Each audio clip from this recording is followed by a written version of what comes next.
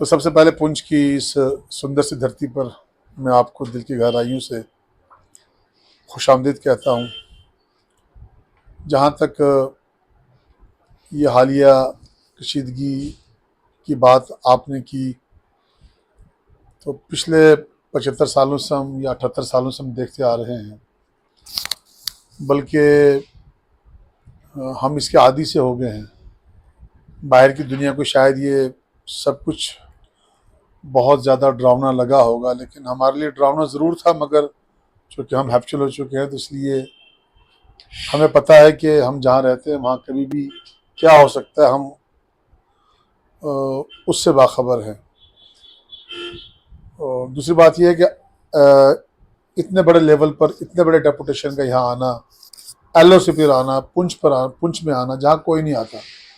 Even मैं अगर ये बात कहूँ कि ये राजौरी वाले सलीम, जो हमारे सलीम, शायद सलीम भाई, ये भी पुंछ आने को कम ही प्रेफर करते हैं, क्योंकि कोई ऐसी वजह नहीं बनती पुंछ आने की इनकी भी। पुंछ बिल्कुल लॉस्ट कॉर्नर है। तो बहरहाल जो आपका कश्मीर सॉलिडारिटी मिशन है, मैं समझता हूँ कि ये हमारी हिंदुस्तानियत की एक आवाज़ है। चूँकि हमारे रंग, धर्म, ज़ात, बोलियाँ अलग हो सकती है, मगर जहाँ तक हमारी हिंदुस्तानियत का सवाल है तो उस प्लेटफार्म पर हम एक हैं, हम एक जैसे हैं, हम सब बराबर हैं। और मुझे लगता है कि वही डर था जो आपको इंडिया की डिफरेंट स्टेट से आपको लेकर यहाँ आया।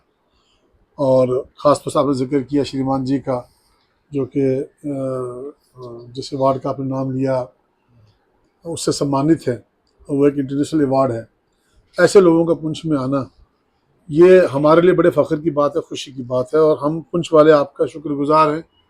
जहाँ तक बात की आपने इस कन्फ्लिक्ट की और इसके सलूशन की, मुझे लगता है कि उसकी वकालत हमसे ज़्यादा बेहतर कोई नहीं कर सकता। उस दर्द को जितना सलीम मलिक साहब बयान कर सकते हैं, मतलूब खान साहब बयान कर सकते हैं, मुशर्रफ शाह साहब बयान कर सकते हैं, मुझे नहीं लगता उससे ज़्यादा कोई उस दर्द को बयान कर सकता है या उस दर्द को समझ सकता है। अभी 4 दिनों में, 5 दिनों में जो कुछ हुआ, हमारे बच्चों का जो हाल था, हमारे बच्चे और बच्चियाँ किस तरह से लिपट जाती थी माओं के गोदों के साथ, क्या उनका हाल था, खाना पीना बच्चों ने छोड़ा हुआ था, खौफ व हिरास था। मतलब उस दर्द को, उस कैफियत को बयान करना बड़ा मुश्किल है। तो हम यही चाहते हैं कि जो बात आपने कही इंडिया पाकिस्तान दोस्ती की, वो सबसे पहला और सबसे आखिरी हल है। और हमारी ये ख्वाहिश है कि इस सिलसिले में हिंदुस्तान पाकिस्तान को, और हमें बहुत तकलीफ पहुंची इस बात पर कि जब अमेरिका के प्रेसिडेंट ने ट्वीट किया, वो ख़ास तौर से मेरे मुल्क के लिए, मेरे महान देश के लिए और दुनिया की एक बड़ी ताकत के लिए और यहाँ के 140 करोड़ अवाम के लिए वो एक अच्छा मैसेज नहीं था। हमने उसको अच्छा फील नहीं किया। अमेरिका एक अपॉर्चुनिस्ट कंट्री है, वो कभी भी दुनिया में किसी का खैर ख्वाह ना हुआ है, ना हो सकता है। इतिहास ने ये बताया है, उसके करैक्टर ने ये बताया है कि अमेरिका सिर्फ अपना यार है। और इस पर मैं, जो मेरी टाइमलाइन है फेसबुक पर, मैं उस पर इस इंसिडेंट से पहले भी लिख चुका था और इस इंसिडेंट के बाद भी लिखा कि अमेरिका पर भरोसा करना और उसको यार समझना, हम चाहे बांग्लादेश हो, चाहे नेपाल हो, चाहे पाकिस्तान हो, चाहे अफगानिस्तान हो, चाहे वो बर्मा हो, चाहे वो मालदीव हो, चाहे वो चाइना हो, इन सब कंट्री को भी समझना पड़ेगा और हमें भी देखना पड़ेगा कि ये जो सेंट्रल एशिया है ये किस तरह से खुशहाल होगा। ये खुद में एक पावर है जिसे दुनिया पावर बनने नहीं दे रही है। हमारे हमारे रास्ते में रोड़े अटकाए जा रहे हैं, हमारे रास्ते में कांटे बिछाए जा रहे हैं, हमें लड़ाया जा रहा है। बरतानवी गोरू ने जो चाल चली थी 47 में, आज तक हम उसी जाल के शिकार में हैं। और मुझे लगता है कि जब हम ये सब कुछ करते होंगे तो वो वहाँ बैठ कर खुश होते होंगे कि हमने जो जहर के बीज बोया था वो फल फूल रहा है, वो हमारे काम आ रहा है। अब हमें फैसला करना है कि किस तरह से हम उन बाहरी ताकतों को, जो इंडिया को एक सुपर नेशन, एक ग्रेट नेशन, एक सुपर पावर बनने से रोक रहे हैं, ये हमारी जिम्मेदारी बनती है। तो मुझे उम्मीद है आपका जो मिशन है, आप जैसे लोग जब तक हिंदुस्तान में हैं, ये जो गुलदस्ता फूलों का मैं देख रहा हूँ, आप जैसे लोग जब तक हैं तो ये हमारा हिंदुस्तान हमेशा सरबुलंद रहेगा, सुरखरू रहेगा, हमें उम्मीद है। आखिर में जो बात मैं करना चाहता हूँ, जहाँ आप आए हैं, पुंछ सिटी जो है, ये एलओसी पर है मगर बहुत पीसफुल है। ये एलओसी पर है मगर ये कम्युनल हार्मोनी की एक बेहतरीन मिसाल है। 6 और 7 तारीख की दरमियानी रात को यह हादसा हुआ। इसी मदरसे में, इसी इदारे में 2 मई को हम सब बैठते हैं, जिसमें तमाम धर्मों के जो प्रीस्ट हैं या हेड हैं वो भी होते हैं, जिसमें सनातन धर्म सभा के प्रधान यहाँ बैठते हैं, गुरुद्वारा प्रबंधक कमेटी के प्रधान यहाँ बैठते हैं, इस्लामी अखाड़ा के जो प्रधान है वो यहाँ बैठते हैं, जो मुस्लिम ऑर्गेनाइजेशन हैं उनके हेड यहाँ बैठते हैं, इंटेलेक्चुअल्स यहाँ बैठते हैं। और हम ये फैसला करते हैं कि भाई हालात, उस चुका टेंस तो बन ही रहा था, हमने बैठ के फैसला किया कि अगर हालात ख़राब होते हैं और अगर जंग की नौबत आ जाती है तो हमें आपस में मिलजुल कर एक दूसरे की मदद करनी है। ये हमारा फैसला था। और हमने अपने तिरंगे के साथ रहना है, अपने मुल्क, अपनी फौज के साथ रहना है। और ये कोई नई बात नहीं थी, ये हमारी परंपरा है, ये हमारी परंपरा है। जब यहाँ बाबरी मस्जिद का मसला हुआ तो उस वक्त फैसला आने से कुछ दिन पहले मेरे वालिद मोहतरम ने यहाँ मीटिंग बुलाई, तमाम धर्मों के लोगों को बुलाया।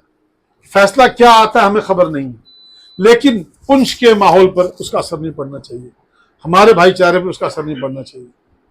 यहाँ ऐसी सैकड़ों मिसालें मैं आपको दे सकता हूँ कि जब हिंदू ने मुसलमान को खून दिया, मुसलमान ने सिख को खून दिया, सिख ने मुसलमानों को शेल्टर दिया। इस तरह की आपको मैं ये मतलब सब जानते हैं, सलीम मलिक सब जानते हैं, कमलजीत सिंह जी जानते हैं, ये सब लोग जानते हैं। मुशर्रफ शाह साहब यहाँ एक बहुत बड़ा काम कर रहे हैं। जब ये सरकारी उस पर थे तब भी इन्होंने, और उसके बाद भी इन्होंने जो काम किया सोसाइटी के लिए, तो मैं समझता हूँ जिस तरह शाहिद सलीम साहब एक सिंगल मैन आर्मी की हैसियत से काम कर रहे हैं राजौरी में बैठकर, तो मैं सैल्यूट करता हूँ आप सबको, आपकी सोच को, आपकी फ़िक्र को, आपके यहाँ आने को, हमारे साथ दर्द बांटने को। और मुझे लगता है ये मैसेज पूरे हिंदुस्तान में जाना चाहिए। हिंदुस्तान की जो सुंदरता है और हिंदुस्तान की जो इमेज है वो हमारे पुरखों ने बड़ी मेहनत करके बनाई है। ये एक ही धरती है दुनिया पूरी में जहाँ इतने फूल हैं और इतनी खुशबुएं हैं। मैं ज़्यादा कुछ ना कहते हुए ये चाहता हूँ कि जिन रास्तों पे जो लोग चल के बदनाम हुए, हिंदुस्तान उन रास्तों पे न चले। हिंदुस्तान जिस रास्ते पे चल रहा था और जिस रास्ते पे चल के इसने नेक नामी कमाई, इसके लिए वही वाहिद रास्ता है कि उसी रास्ते पर चले और पूरी दुनिया को अमन और मोहब्बत के दीप जला कर दिखाए और पूरी दुनिया यहाँ से लो ले अमन की और मोहब्बत की। हम बेशक हो सकता है हमारे यहाँ गुर्बत भी हों, इश्यूज़ भी हों, झगड़े भी हों, लेकिन उसके बावजूद हिंदुस्तान की सुंदरता है, जो सेकुलरिज्म है, जो प्यार मोहब्बत है, जो मेल जोल है, जो मिलना बैठ रहा है, वो शायद दुनिया में कहीं नहीं है। और मैं कोई चापलूसी तो नहीं करूँगा, मगर एक बात ज़रूर कह दूँगा कि हमारा जो पड़ोसी मुल्क पाकिस्तान है, मैंने उनकी लीडरशिप से भी जब भी मुझे मौका मिला, मैं छोटा सा आदमी हूँ, मेरी कोई हैसियत नहीं है, मगर सोशल मीडिया के माध्यम से मैंने उनसे अपील की कि वहाँ की लीडरशिप पे सोचता होगा हिंदुस्तान में 20 करोड़ मुसलमान रहता है, इनकी भी दुनिया है, इनके भी मसले हैं, इन्होंने यहाँ जीना है, इन्होंने यहाँ सर्वाइव करना है, हमें यहीं सर्वाइव करना है। आज जब लड़ाई होती है तो भाई भाई को साथ नहीं देता, हर भाई को अपने इश्यूज खुद हल करने होते हैं। जब वो हमारी बात करता है, हमारी जिम्मेदारी लेता है, हमारी खरफाई बात करता है, तभी हमें अच्छा नहीं लगता। पाकिस्तान हमारी वकालत करे हमें अच्छा नहीं लगता, लेकिन ट्रम्प ट्वीट करे तभी हमें अच्छा नहीं लगता। लिहाजा मैं आपका बहुत बहुत शुक्रगुजार हूँ, आप सबका, आपके यहाँ आने का। मुझे उम्मीद है आपका यहाँ आना हमारे लिए वो एक अच्छा शगुन साबित होगा और शायद आप लोग जिंदा हैं, आप लोग कोशिश कर रहे हैं, आप लोग दोनों को पकड़ के एक न एक दिन हिंदुस्तान पाकिस्तान को उस टेबल पे ले आएं जहां ये भाई भाई बन जाएं। और जिस दिन ये दो भाई भाई बन गए, हमें तो राहत मिलेगी ही, लेकिन दुनिया शायद ये समझ जाएगी कि अब सुपर किसी और ने बनना है, किसी जो आज के सुपर है उन्हें लग जाएगा कि जो उनकी कोशिशें वो नाकाम हो गई हैं और ये हमारी ड्यूटी है कि हम उनकी कोशिशों को नाकाम करें। बहुत बहुत शुक्रिया। एक बात, कोई जो हमला हुआ उसमें आपके यहाँ मदरसे का, आपके अड़ोस पड़ोस में क्या नुकसान हुआ? देखिए, यहाँ पर पहली बात तो ये कि पूरी सिटी को नुकसान हुआ और यहाँ 14 लोग शहीद हो गए। 14 लोग यहाँ पुंछ में और सैकड़ों घर जो मस्मार हुए हैं जी। और कितने घर डैमेजेस हुए हैं कि उन गरीब लोगों को जिन्होंने 25-30 साल लगाकर अपना आशियाना बनाया था, अब मुझे लगता है अगले 25-30 साल होने चाहिए दोबारा उस शाम आशियाने को तैयार करने के लिए।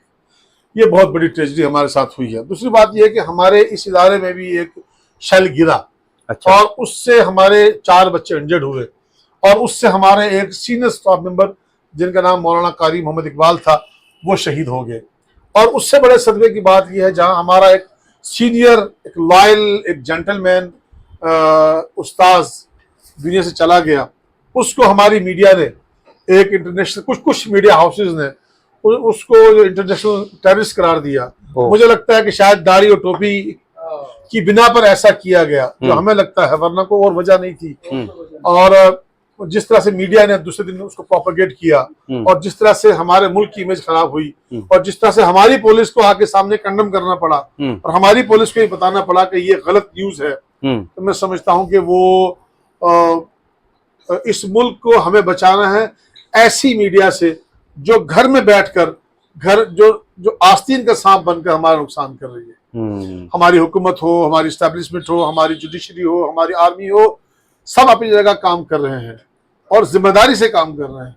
लेकिन जो मीडिया का जो रोल आज के युग में है, हिंदुस्तान में जो कुछ मीडिया कर रही है, हमें ये देखना होगा आया कि क्या हमारे मुल्क का नाम इससे रोशन हो रहा है या बदनाम हो रहा है। ये फैसला हमारी हुकूमत को करना होगा, सिविल सोसाइटी को करना होगा। क्यों?